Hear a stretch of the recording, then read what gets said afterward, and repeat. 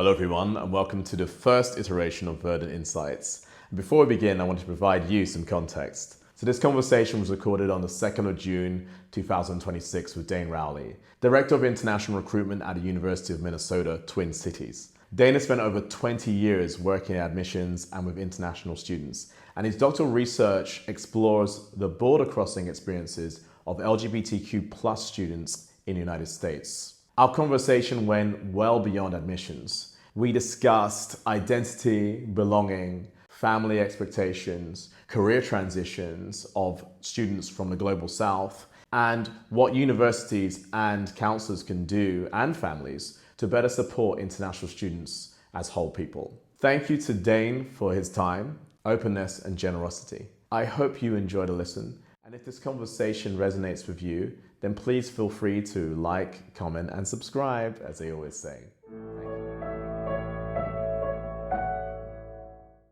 I wanted this conversation to begin with your focus that we were having a conversation about. So begin with the international student mobility, more broadly, the emotional, cultural, and institutional transitions that students go through before moving into your specific research area, which we discussed before.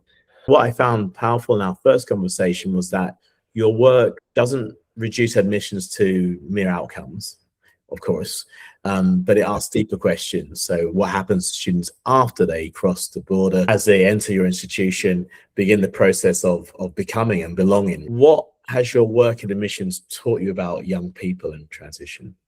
Oh, wow. That's a big question. And I think, I have to go back to my own experiences in kind of some of those transitions. When I think about some really transformational experiences I had in studying abroad, living abroad, studying abroad, my educational journey, which my own journey in higher education was not a straight line. A gap year was 3 years for me. And I lived abroad for a few years and came back very different than I left, and then started university at 21 and got bored with where I was and studied abroad again, and ended up studying abroad at a really important time in kind of the history of education and kind of history of the world. I was in the UK when 9/11 happened and taking courses in comparative religion at a time where I was watching my home country wrestling with some really serious challenges and a lot of pain and suffering, but also a lot of anger and some Islamophobia and other things were coming up while I was studying Islam and Buddhism and Christianity and Judaism and Sikhism as in a global community of London. That had a profound impact on me and had an impact on my kind of political leanings as well as my consciousness about the power of education. Well, this is both philosophical but also very personal. I distinctly recall a moment sitting in Kensington Gardens on a park bench. And it's one of those few moments in life where you actually see two paths ahead of you. And I saw one path, which is kind of the way I was raised, a very nationalistic, let's go get them kind of militaristic path. And then I saw these kind of these yearnings of collaboration, of partnership, of connection, of interfaith work, of more of a grounded work at the personal level. And I decided to take that other path. And that led me to a career in education, a career in international education.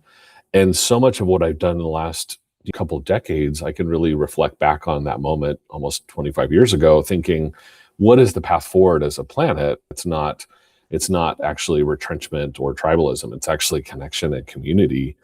But in terms of the work I do with admissions, one of the reasons why admissions hooked me really quickly when I took my first job was the realization that I could work on those things at an institutional, but also a very personal level. And then through this power of education, whether they're a US student coming to a university that's 2 blocks away, or an international student coming from continents away, that experience of transitioning from high school to college comes with some incredible opportunity for growth and for students to start to become more of who they already are. Education is such a powerful tool, not the only tool, but a really powerful tool to help people unlock the potential that's already there and the experiences that they can have. And so I kind of started education, and again, I started college a little bit late. And so I had a little bit maybe different mindset and a little bit more life experience maybe than some other kind of new admission counselors. And so kind of coming in with a little bit more of that mindset really changed my work early on. it kind of set an expectation for the kinds of interactions I wanted to have with students, the kinds of interactions I wanted to have with high school counselors. I don't derive a lot of joy from transactions, but from connection. So finding ways to kind of use my job, use a high school visit or a college fair or a meeting with a family to really further connection versus some kind of transactional experience. So in a lot of ways, that those not just transitions and border crossings, but to me, it all gets back to this idea of community and kinship and connection at the core of the work that I do in admissions. That's really powerful what you just said about your own experiences. That really must have a huge impact on how you help students. And in terms of your travels, in terms of your connection, in terms of religions and cultures, what is it that you think that some maybe admissions tutors, parents, maybe even teachers miss when we reduce admissions to applications, decisions, and outcomes? It's really hard because I'm also experiencing this now a little bit more as a parent myself. My oldest son is going to be a senior in high school next year, and we had another kind of sit down around the kitchen table on Sunday talking about his plans to retake the ACT.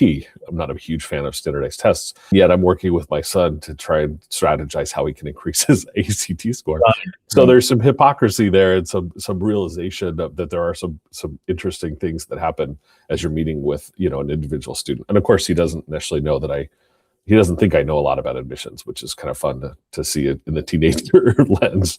But yeah, I think part of it is that the realization that education and even higher education is not a straight line.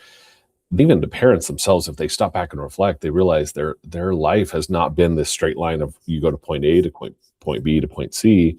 There's so many twists and turns. And so I think that there's sometimes around the anxiety that parents feel around wanting to help their kids get set up on a great path that's going to lead to economic stability and fulfillment. And that's at the core what parents are concerned about. Even the parents that sometimes fixate on rankings or on the university's reputation or branding, at the core, getting past ego and some of those other things, at the core, it's that we want the best for our kids. Yeah. And so that's one thing that I think both parents maybe can kind of ease off a little bit on some of that anxiety and kind of internalize and really do some reflection on what's driving their expectations of the college search and selection process, and make sure that it is about care and concern and maybe less about ego. And I say that without judgment because I'm experiencing that. I think one of the things that university folks get wrong is sometimes the judgment we have of parents, especially parents that are asking questions about rankings and reputation and branding and things like that. Sometimes we're quick to judge where the parents are coming from instead of really understanding what's at the core of those things. And I think another part is that things are changing very rapidly in terms of higher education in the US and abroad. And it's not just about AI, it's about wellness and mental health. It's about fulfillment. It's about getting past the transactional skills of education and more of what are the lifelong, learning that needs to happen in ways that higher education is more of a model and a training ground for how to become a good citizen. We're getting away from some of those things. And I think we need to come back to some of those purposes of education, not just about the degree and about the job outcome. And that's an interesting point you made. And I want to stick with that. The making the complete human or helping in the human side of things.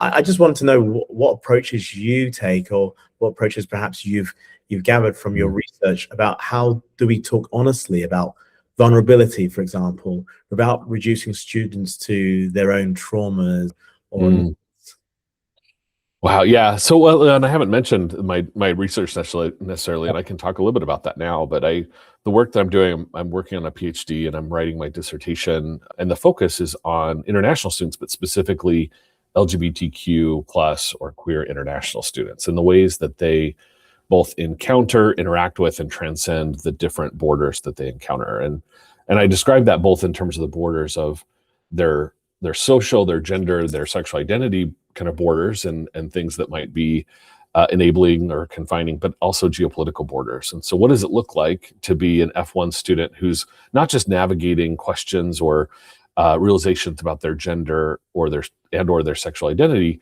but they're also coming in as an F1 student to the United States at a really interesting time in terms of visa regulations and higher education. The way I approached that and the way I approached my research, it was all qualitative, and it's about trying to hear the deeper student story. One of the many things that drove my research interest was the ways that sometimes we boil down a student's experience to one identity or one story. And Right. a single story narrative is always not just limiting, but it can be a little bit dangerous, because I found in a lot of the research literature, but even in the conversations we were having within the field, that LGBTQ plus international students were often seen at the core as more from a deficit standpoint. That, you know, the common narrative is like the global South is evil and homophobic. Aren't we amazing in the West and US and Canada and UK for providing this like safe haven where they can come out? That's a very common narrative. Number one, it's much more complicated than that. So it reduces that student to a story that is such a tiny part of their broader spectrum of identities and experiences. So whether it was, you know, in my day job, kind of interviewing students for a scholarship, or interviewing these participants for my research study, part of it is just trying to get at a broader spectrum of who they are as a person, and to try and understand within this kind of higher education search or this education experience, what are their aspirations and what are their hopes. Sometimes students want to share that, sometimes they don't. But, you know, I've had some really, really amazing experiences in my work life of interviewing students for scholarships in which the student has come out to me, or the student. I remember one exchange with a young woman in India who asked if it was okay to be a feminist at the university where she was applying to. And of course, you know, those are really amazing conversations that you can then have about education in the United States or other places, and the ways that students can really live out who they are. But the trepidation that the young woman had in asking if she was okay to be a feminist at the university I was working for at the time ended up becoming a really delightful experience. And I'm still close with that student because of that moment. And I could have answered a very simple, like, this is the university's list of clubs.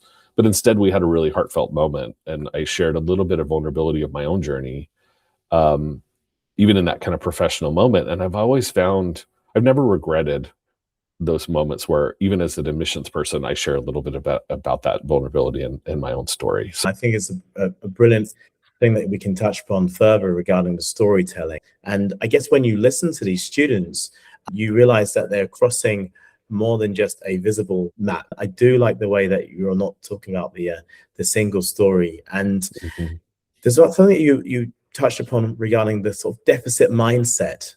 So this psychological and social perspective that focuses on what the student is missing or lacking, or what they feel that they're flawed in, rather than strengths or assets. Or for those people who are listening in, and it can be characterized by negative self-talk, feeling inadequacy. What does the deficit mindset get wrong, or perhaps get wrong about the students that you interact with from a LGBTQ plus perspective for international students? Well, there's actually one thing that really comes to mind that I think about a lot, and some of the folks that are patient enough to listen to my rantings within the field.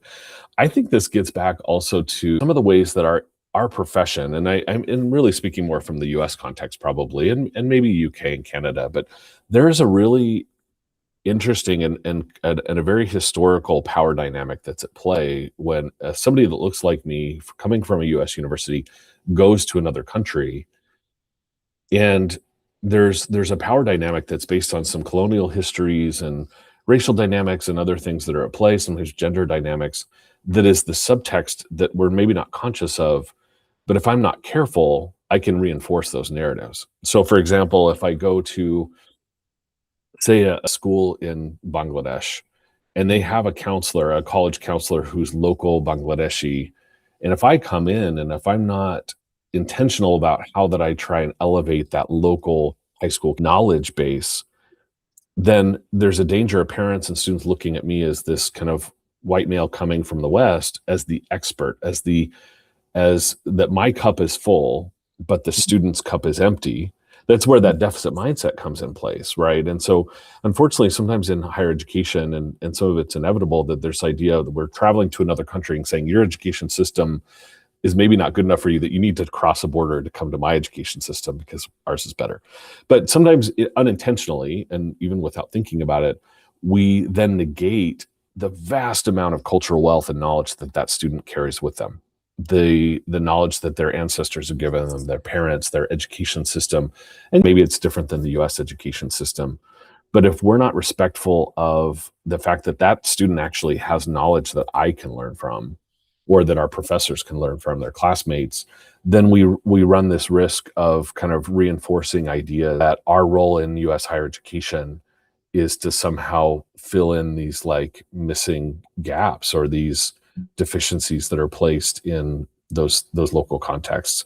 And I think, you know, it's really more recognizing the differences and then celebrating each other's strengths and weaknesses, and then together coming together and make something stronger together, versus me pouring my full cup into an empty cup. And I, not to kind of beat that metaphor too much, but I think that then plays into this idea in the work that I do with LGBTQ students, which is that if we're just looking at the challenges that students might have in terms of mental health as they're navigating, you know, some really challenging experiences, sometimes family rejection and religious trauma and other things, but they're more than that. They're also more than their queer identity. They're also engineers and aspiring sociologists and psychologists, and they want to be involved in Greek life, or they want to be an athlete, or they're a musician. And so part of my goal in my dissertation research is to almost uncover for the students themselves, but then also to amplify those stories of all their different identities and their strengths.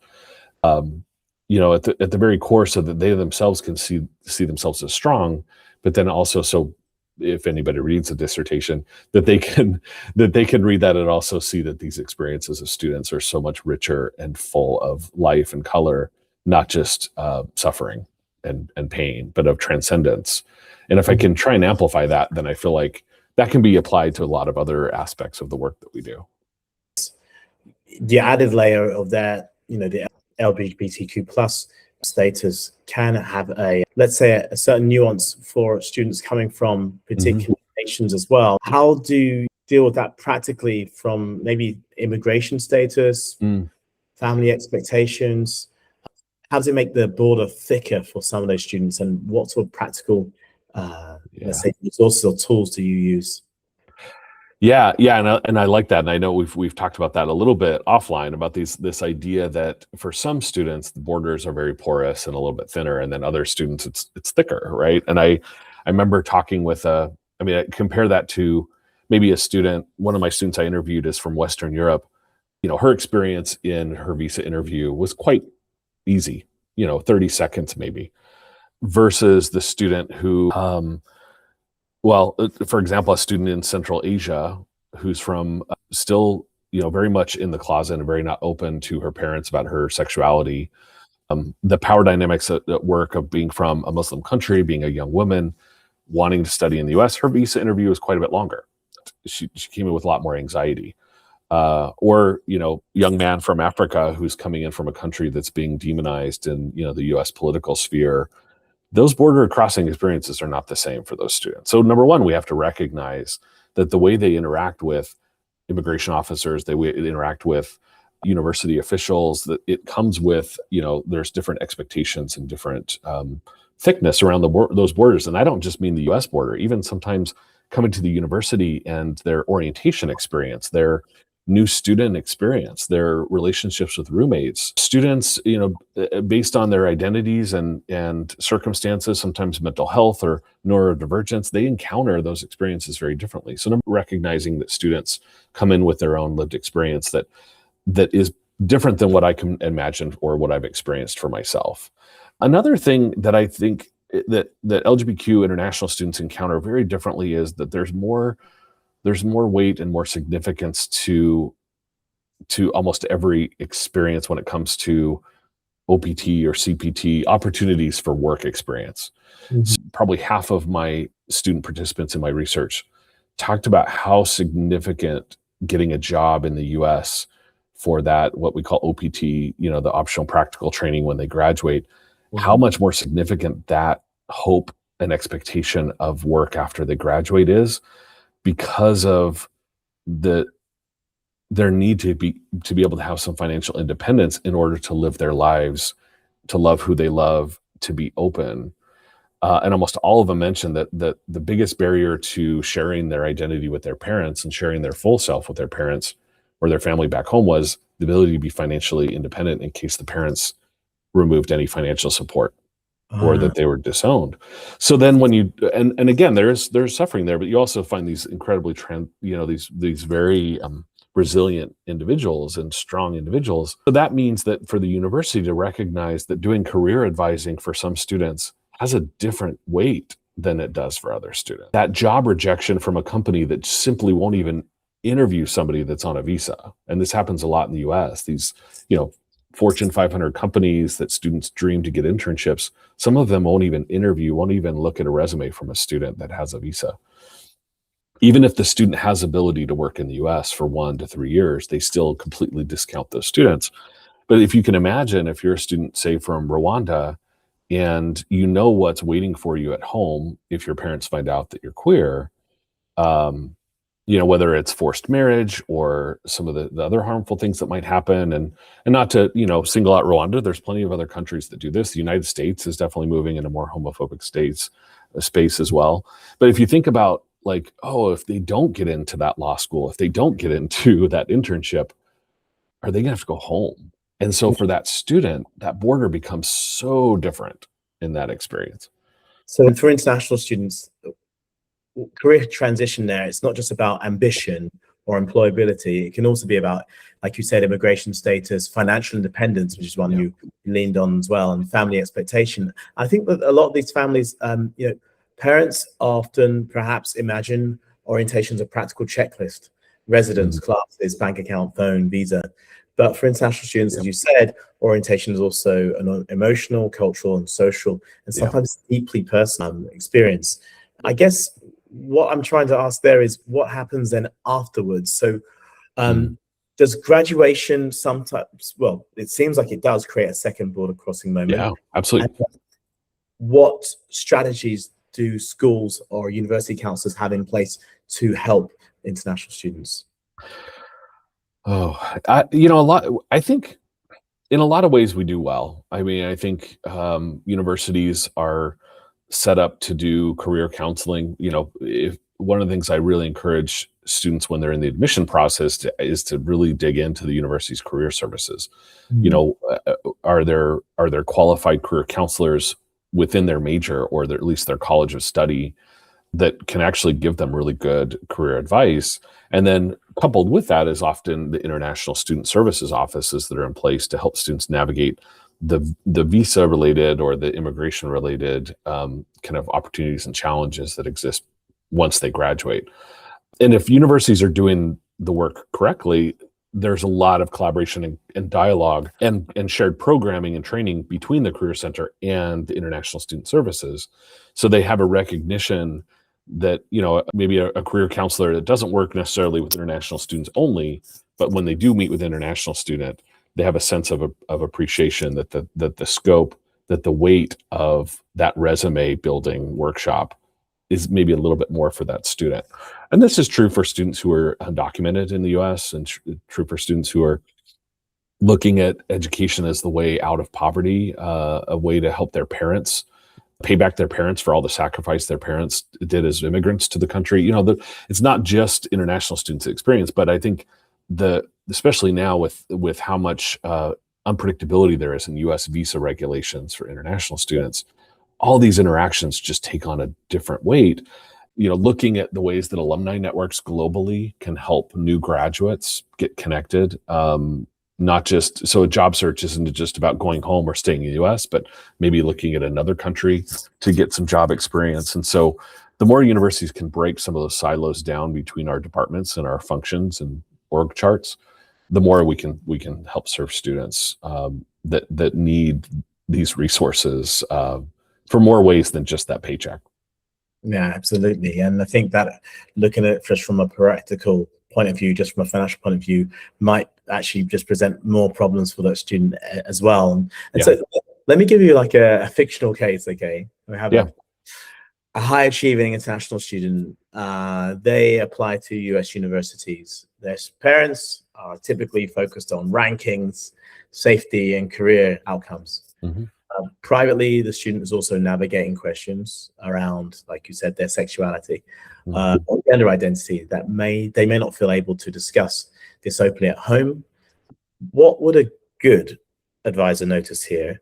Yeah, this is a great question. And this is kind of the foundation that there was a series of workshops that some colleagues and I have done at a few different professional organization conferences around this kind of scenario. One is that the counselor, I think, if they can, really invite the student, and it could be overt or even through just signals or different, an ally sticker on the wall or something. Invite the student to be comfortable to share that with the advisor, but then the advisor needs to be very careful then and establish their own protocol of communication with the student and the parents, because what can't happen is for that advisor then to share something with the parents that the student is not ready to share. It's so important for students to be able to control their own narrative of sharing that part of their identity with them. Because in some families that can be, the parents might withdraw financial support, again, in some of those extreme cases, or the parents might encourage, and this is where some tension arises. Say in this scenario, the parents are expecting the student to go to a certain type of institution, maybe that they went to or that they have family or connections to, but that student knows at their core that institution might not actually be a safe place for them or be the best place for them to come out or to be who they are. That's where it gets really tricky with that counselor dynamic. So I think in that way, showing up for the student, finding out from the student beyond what they've shared with the parents, what are the elements in their college search that are the most essential to them, and then finding ways, maybe discreetly, to look at what queer life resources, or at least at the institution or even locally in the surrounding neighborhood, what are those opportunities for the student to be safe, to be able to explore more of that part of their identity in a way that is more supportive. That can still be a part of the college search and selection process, but maybe isn't fully part of that experience with the parents. And that can happen successfully. I've seen that in many, many cases. I think where it gets the tension point comes when maybe the student's expectations and the parents' expectations are not aligned. And I know this is something you work with, and this is true of cost. This is true of the parents think the student's at this academic level, but the student's real academic level is here, and there's misalignment. And I think it just, when it comes to aspects of identity, all those things just carry on a little bit more weight. But again, a good counselor really find ways to show up for the student, respects their own boundaries and their own story, but works really hard to maybe help that student figure out what the right place is. And for sure, and like you mentioned, again, it's about communication and the story. Providing signals of safety, I think, is a really interesting thing that you touched upon there. I think one thing about advisors that they may miss if they only see the student as either privileged or vulnerable. Right? So it's kind of this dichotomy can't really happen. If you had a magic wand, right? What would you want the family or the advisor, and maybe even the university, to understand before the student even arrives on campus? I think, oh man, one is maybe a little bit of patience with the process. I think, I was at a series of admitted student events in India and China this last spring. And one of the common questions I got from parents, across both countries was, what activities should my child be engaged with over the summer? What programs, what certificate course? And it was really not activities like extracurriculars, like they're done with high school, what can I enroll them in to keep them learning? And my answer in most cases was, actually don't do a lot, like spend time as a family. The student should spend time with their friends before they move on, because they're not going to have these moments again. And trying to kind of share with the families that this moment in time will not exist anymore, and that in a beautiful, but sometimes even as a heartbreaking way. And again, I feel this as a parent, even as I'm, this separation from, if my child chooses to leave home to go to college, he won't come back the same, because walking through that doorway of higher education, crossing that border changes us fundamentally. We're not the same when we come back home for that first holiday break. We've had new experiences that are completely separate from our family. So I guess that part of what I'm hopeful that parents and students can do is to realize that this transition from childhood to adulthood that often comes through higher education, through crossing these borders, can be a really challenging, but also really a beautiful experience of change and growth, and can become the model for future transitions. And kind of going back to what we talked about in when you graduate from college and go on and do your career transition, or for those students later in life when they maybe move to a new country or get married or start a family, that the way that we model this transition from high school to college can in some ways become a template for how young people deal with future transitions in their lives. And if families can communicate well together and maybe have some difficult conversations around communication, around life, that maybe we can make this transition for young people more successful, and with their full wellness in mind, that then maybe they can take that in their future transitions as well. I think we need to have those conversations more, both in admissions and within families.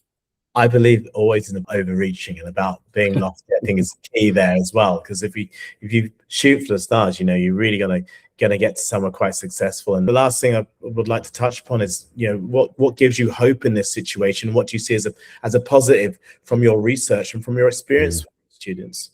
Oh man. See, and even as you ask this question, I think about this, I actually get emotional, and I friends and even, when I teach classes and they ask me about my research, I have a really hard time talking about it without getting emotional, because the student stories fundamentally changed me. It wasn't just about checking the box for getting research done. And the reason why it changed me is because the strength, the resilience, the transcendence of these young people that I interviewed was just so overwhelming. And yes, there are some really difficult moments of trauma. There's, family rejection. There were some students that shared abuse. There's religious trauma. But even with that, there's laughter and there's joy and there's such incredible transcendence is the word I'm looking for. And so that's the hope I have for the future, because when I interview these students who have every right to feel troubled or to feel discouraged, I'm seeing students who are risking so many things to be active in politics, in their advocacy for their own identity as well as for the lives of others.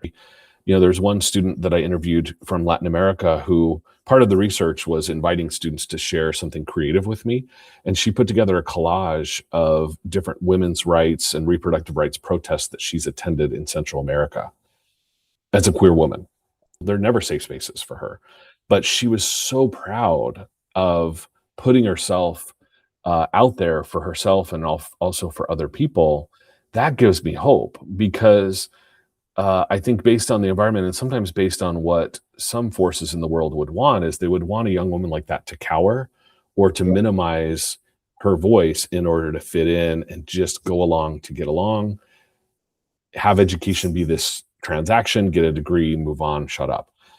She's not doing that, and all the participants in their own way are finding ways to just transcend and bend every single border throw at them. And in my dissertation, I call them border benders, because they're taking these barriers set up, whether it's financial or economic privilege or education criteria, admission decisions, or, queer identity kind of borders. They just have a way to work through them and to transcend them. And I think that there's something really magical and powerful about how they're able to transcend those borders. That gives me hope, because I think they have a lot to teach us. We have a lot to learn from each other. Again, from a group that is just very easy to demonize in the current political kind of rhetoric, at least in the US. But they're so much stronger than that. Thank you so much, obviously, for sharing your thoughts here. And I can clearly see that obviously it means a lot to you as well. And so we've got this situation where we have students who are almost instructed to move on and then conform, whereas it feels like the work that you're doing and others is helping them to transition, transcend, and transform, Yeah. because we do transform in a sense as well. And thank you so much, because what I take from this conversation is that international admissions, particularly from an LGBTQ plus standpoint, can not only be about access to universities, and then students from the global south. There's obviously a whole lot more nuance there going on in terms of the porous or thicker borders. And so this has to be about whether students can meaningfully and safely belong once they arrive. Absolutely. The same equally so for their advisors, to feel safe and mentally prepared and institutionally supported. So thank you so much for giving us the language to navigate the situation and to comprehend partly their situation. Thank you.